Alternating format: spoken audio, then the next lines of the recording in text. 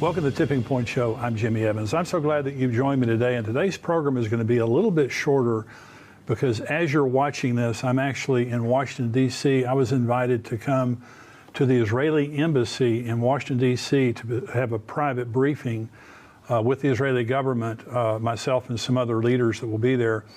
And one of the reasons that they're doing this is because there's so much misinformation going on concerning October 7th. And we wrote an article and posted it on endtimes.com talking about a major movement right now that is accusing Israel of planning this entire attack on October 7th, orchestrating the kidnapping and the killing of their own people as a pretext of them invading Gaza, which is absolutely ridiculous. Unfortunately, it's gaining a lot of traction on social media, on TikTok, other places. There's been a lot of this is going around. Now we're seeing the pro-Palestinian rallies where they're actually saying that Israel is the one who did this. They're either saying it didn't happen or Israel's the one who did it. They're behind all this. You know, when it comes to Israel and anti-Semitism, people just are crazy. And I've said this before, anti-Semitism is not an ideology. It's not a belief. It's a spirit. It's demonic. Because no one can really articulate why everybody hates the Jews. And I'll tell you why everybody hates the Jews is because they came from God, because they hate God. Israel's existence is proof of God's existence. The only nation ever started by God was the nation of Israel. He started it with a man named Abram, who became Abraham.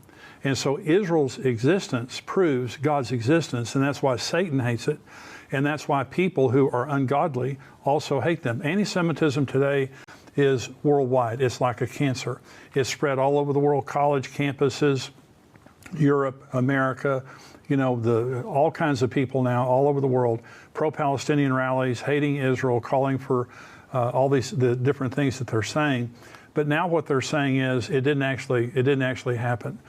Babies weren't beheaded, you know, little girls and old women weren't raped, and all these people weren't murdered. And if it did happen, the Jews are responsible for it. So I'm as you're watching this right now, I'm actually in Washington, D.C., and I'll be at the Israeli embassy, and they're going to show us footage from October 7th, and that's something I'm not looking forward to seeing. But one of the reasons that they want us to see it is because they want to prove that it actually happened, and it was not the Israelis that did it, it was Hamas that did it. And unfortunately, when these attacks happened on October 7th, because of technology and the way that it is right now, they actually were live feeding the killing of the Jews, the unbelievable carnage that happened when over 1,000 terrorists invaded in the early morning hours the kibbutzes and also just the areas around Gaza there.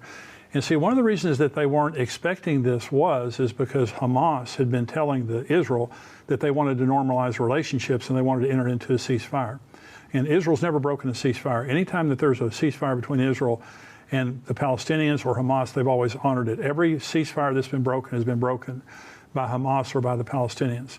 So Israel thought that they had peace with Hamas. And in the early morning hours, they came in and just did this unbelievable thing that they did. There's still many hostages that they're holding in an unbelievable way to manipulate Israel, to try to manipulate Israel, but it's not having the intended effect because Israel is still conducting their raids on Gaza and trying to destroy Hamas completely, and they will destroy Hamas. Regardless of how long it takes them, they will destroy Hamas.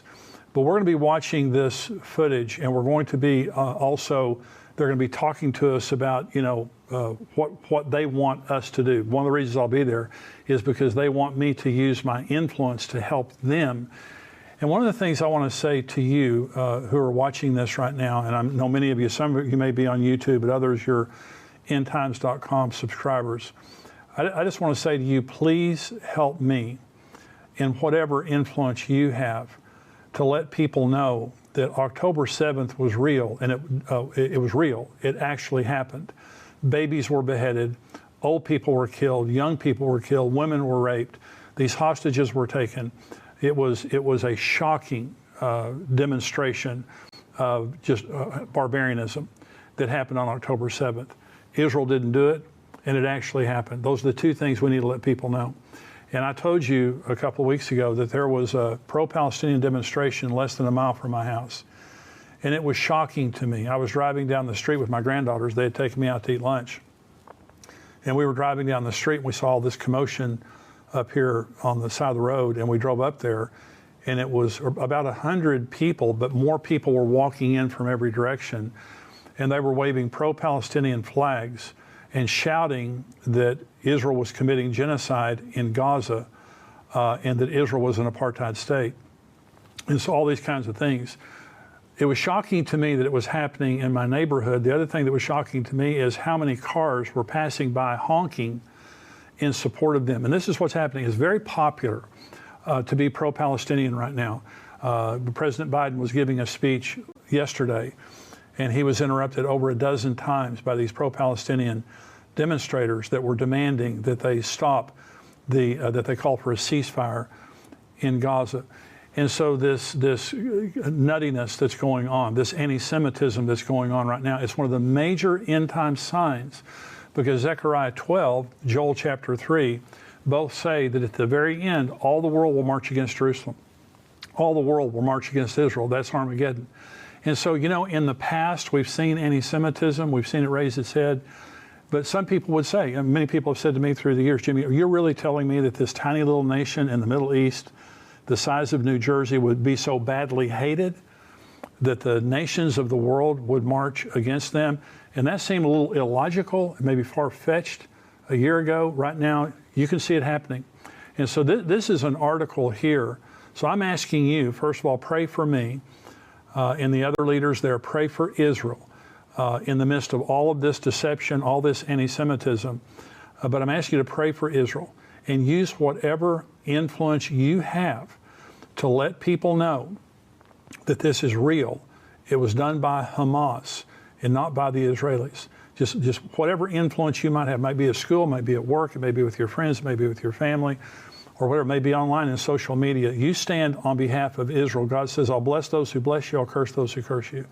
And that promise is still true to this day. So let's be among the people who stand with Israel, blessing them and supporting them. But I'm talking about the nation of Israel and what's happening right now in the world. This is an article, and the headline is, EU threatens consequences for Israel's opposition to Palestinian state. Consequences. Now, I read to you, this is a guy that I'm going to mention here in a minute that I've read to you before. His name is Joseph Borrell. And it says, EU diplomats said on Monday in Brussels that a two-state solution is the only credible path to peace between Israel and the Palestinians after earlier threatening consequences, quote, consequences, if Israel continued to oppose the plan. We have to stop talking about the peace process and start talking about the two-state solution process. Joseph Borrell, the EU's High Representative for Foreign Affairs, told press at a meeting at the Council of the European Union's Foreign Affairs Committee. Now, you remember I read this article a couple of weeks ago. He's calling for forced two-state solution. This is Armageddon. This is what happens when the world marches against Israel to try to force them into a two-state solution. Now, it's going to happen someday. Now, I've been saying to you, there's going to be wars and all the pressure that's happening right now worldwide. The world, the Biden administration, the America, the EU, the United Nations, International Criminal Court, they're all trying to pressure Israel into this two-state solution. It's not going to happen. And Benjamin Netanyahu has been very, very specific about the fact he's not going for it. And so this is an opinion piece now in the Jerusalem Post. And it's by Linda Allen. And she says, after 18 years of abuse of power, Palestinians are undeserving of self-rule in Gaza. And so 18 years of abuse of power, the Hamas was, their purpose was to destroy Israel. That's why they broke off from Fatah and the Palestinian Authority. Is Fatah and the Palestinian Authority, through the Oslo Accords, they recognized Israel's right to exist. Now, they've never really followed through on that in any practical way. But they recognized Israel's right to exist. Hamas would not recognize Israel's right to exist. And they existed for the purpose of destroying Israel. That's why Iran pumped hundreds of millions of dollars in there for them to build 500 miles of tunnels underneath. And this is an interesting thing. and Larry Huck said this on the show a couple of weeks ago, they have 500 miles of tunnels under Gaza, but they don't have one bunker for their citizens to hide in if there's an attack. And so they're all for the soldiers, they're all for the military, and they have used Gaza as a military installation to attack and destroy Israel. That's why Israel built a fence around it, because they had to protect themselves from Hamas, because Hamas's intentions since 2005 have always been evil toward Israel. And what they're saying is because of the abuse of power, Hamas abused their own citizens. Hamas used their power to just try to destroy Israel. And so Benjamin Netanyahu said, we're going to go in and finish our operation in Gaza. We're going to destroy Hamas, and we will have a security force in Gaza from now on to make sure that they don't do this again. Now, this Joseph Borrell, EU, he's saying there's going to be consequences if you continue to resist this. They're going to resist this. And let me tell you why they're going to resist this. In 2005, under the George W. Bush administration, we forced Israel out of Gaza. Interestingly, 5 days later, Hurricane Katrina hit the Gulf Coast, the costliest natural disaster in American history up to that point in time. And immediately Jewish rabbis came out and said, that's because you forced us out of our land. That's what Joel 3 says, is that God is going to come into judgment with the nations on account of what they've done with Israel, and they've divided up his land. So the United States, in this Land for Peace operation, we forced Israel out of Gaza. Gaza is a lucrative piece of land on the Mediterranean. It is unbelievably fertile. It could be a Singapore. It could be the incredible, piece of property under the right hands. But Gaza's used it just for war purposes. And so in 2005, we forced Israel out with the promise of peace. If you give, they just want land. They just want land. And if you'll give them this land, you're going to have peace. Well, what happened?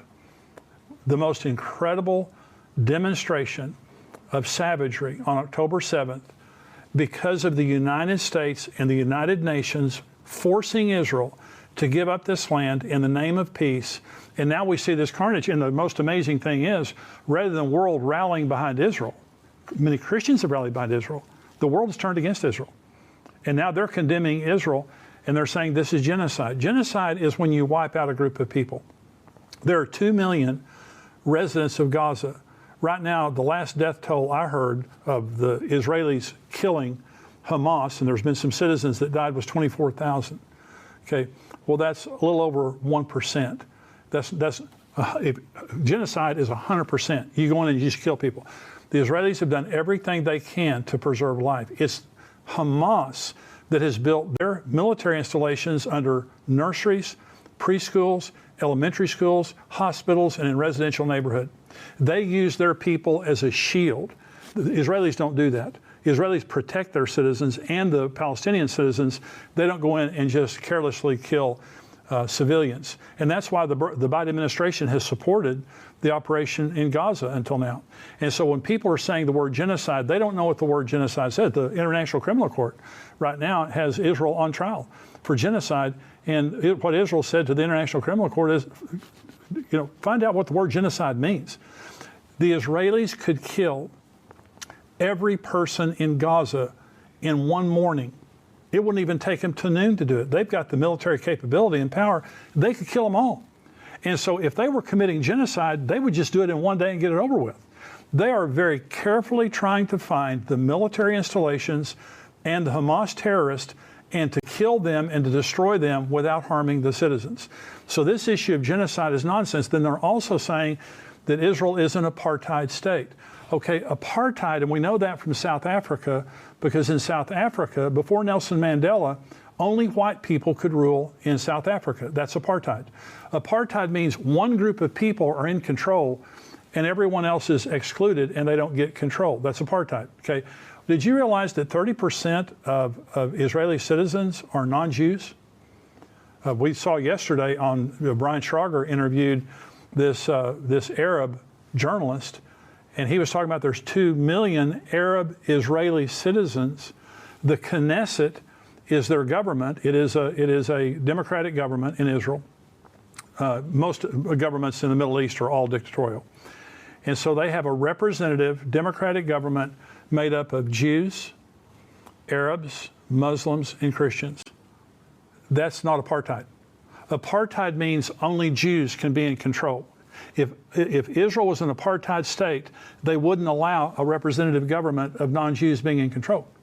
But they have Jews, non-Jews, Arabs, Muslims, a part of the government voting every time there's a vote.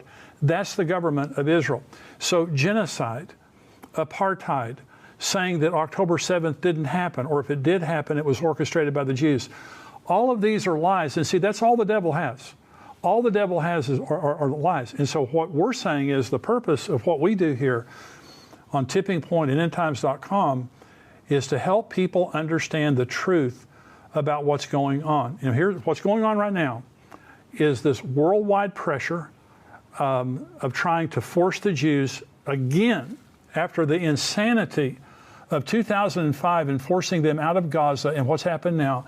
We're trying to force them again to give up Gaza, East Jerusalem, and the West Bank to the Palestinians and the Palestinian Authority. And so they're saying we're not going to do it. It's just not going to happen. And so Joseph Borrell of the EU said, let's do it forcibly. Let's force them to do it. This will happen one day. Okay, the United Nations hates Israel. The United Nations has censored Israel more than all other nations of the world combined. They hate Israel. And I've said this before, they should be called the anti-Israel club. They hate Israel. And that's because all the nations of the world are turning against Israel. Thank God that the United States has helped Israel militarily and have stood with them during this time. However, we are trying to force them into a two-state solution. And Antony Blinken, our Secretary of State, visited Saudi Arabia last week, and Saudi Arabia said, we would like to normalize relationship with Israel, but it will require them entering into a two-state solution. And Antony Blinken told the Saudi Arabia, yes, that's what we're working toward. We're getting there. We're about to have a two-state solution. And Benjamin Netanyahu came out and said, we're not entering into a two-state solution. We're not doing that again. We've already done that, and it doesn't work.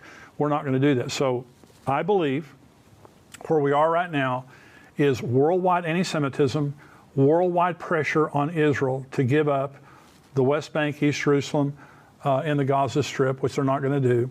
I believe that an Antichrist figure is going to step onto the scene. When I say soon, it could be 10 years from now, 20 years from now. I don't see that happening. At some point in time, the Bible says that there's going to be this brilliant orator and brilliant tactician that steps onto the world scene and makes a deal with Israel. That's Daniel chapter 9, that he confirms a covenant with Israel for 7 years, and in the middle of the covenant, he breaks that covenant. He goes into the rebuilt temple in Israel and proclaims himself God. He's the Antichrist. Now, he won't show up as the Antichrist. He's going to show up as a brilliant answer man. And he's going to enter into a covenant with Israel that they think is a peace covenant, and they think is the answer. The world is going to celebrate the Antichrist. They're going to celebrate someone finally, made peace in the Middle East, something no one else has been able to do. He's done it. But in the middle of the covenant, he's going to break that covenant, and all hell will break loose. The Bible tells us in Zechariah 12, 13, 14 that 2/3 of the Jews will die. Jesus called it the Great Tribulation. He said there's going to be the abomination of desolation. He said then there will be great tribulation on the earth, so much so that if those days had not been cut short, no flesh would have survived. Listen, if you want to support us here at endtimes.com, there's two ways you can do it. One is by becoming a subscriber, $7 a month. You get the full Tipping Point show every week without advertisements, plus all the other podcasts and information that we have. We have updates from Israel every week. Dr. Mark Hitchcock has a teaching, a podcast every week, all kinds of things that we do. I answer questions. I bring a devotional every week, $7 a month. You can also give to us. You can go to endtimes.com right now. There's a donate button, and just give a gift. Nothing is too small, nothing is too large, and you can give a recurring gift. It's a huge blessing to us because we're in a war in the world right now spiritually. This is a very severe time. And I believe the most important message in the world right now is the gospel of Jesus Christ. And we preach the gospel and people get saved through this show. But also, we have our Tipping Point Conference coming up, our Prophecy Conference coming up September 20th and 21st. The tickets are on sale right now. We have tickets. You can come physically. We also have live streaming that's available. Go to conference.endtimes.com. This is going to be a Friday night and all day Saturday. We're adding the Friday night.